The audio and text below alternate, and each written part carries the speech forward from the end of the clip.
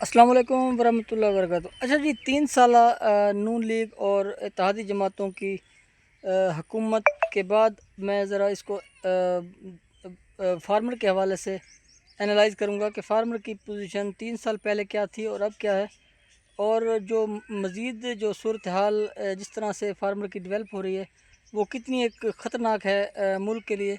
इस हवाले से मैं बताता चलूँ कि जब नून लीग ने हुकूमत संभाली उस वक्त जिनसों के रेट अच्छे थे, मकई का रेट अच्छा था, गंदम का रेट अच्छा था, और दीगर फसलात के रेट भी मुनासिब थे।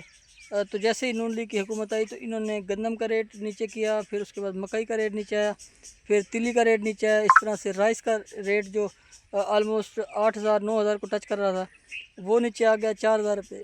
इस तरह गंदम का रेट 2,200 पे आ गया 4,000 से। इसी तरह से तिली का रेट 20,000 से एकदम से 7,000 पे आ गया। तो वो जो ठेका जात थे वो काफ़ी ज़्यादा थे, और जो फर्टिलाइज़र का रेट था वो काफ़ी ज़्यादा था। इसी तरह से दीगर चीज़ें, बिजली का रेट ज़्यादा था, बिजली का रेट कम नहीं हुआ, डीज़ल का रेट बढ़ता गया। और इसके अलावा आप देख लें कि दीगर जो चीज़ें थी, सीड था या पेस्टिसाइड था, उसका भी रेट बढ़ता गया। तो इस वक्त जो सूरत हाल है वो ये है कि जिनसों के रेट हैं नहीं, और पैदावार भी उस हिसाब से नहीं आ पा रही, क्योंकि फर्टिलाइज़र महंगे होने की वजह से फार्मर फर्टिलाइज़र यूज़ नहीं कर पा रहा। तो अब ये सूरत हाल है कि ज़मीनें खाली पड़ी हुई हैं। हम तो ये सोच रहे थे कि अगर लोगों ने राइस नहीं लगाया या लोगों ने तिली नहीं लगाई या लोगों ने काटन नहीं लगाई तो फिर लोग अब मेज़ लगाएंगे। अब ऑलमोस्ट 8वां महीना आने को है, 3 दिन रह गए हैं। तो अभी तक लोगों ने मेज़ की तरफ भी नहीं जा रहे लोग। अब फिर जो राइस है, पहले हाइब्रिड भी नहीं लगाया, अब दूसरा जो राइस है 1509 या दीगर राइस है वो भी सुपर कर्नल वगैरह वो भी नहीं लगा रहे लोग। तो इस हवाले से मैं बताता चलूँ कि जो सूरत हाल है फार्मर की वो बहुत ही अबतर हो चुकी है, वो बहुत ही ख़राब हो चुकी है। गवर्नमेंट को फिलफोर इस हवाले से कोई एक्शन लेना होगा, नहीं तो जो ये जो सूरत हाल मुझे नज़र आ रही है, दूर तक निगाह दौड़ाते हैं तो कोई भी फसल काश्त हुई नज़र नहीं आती।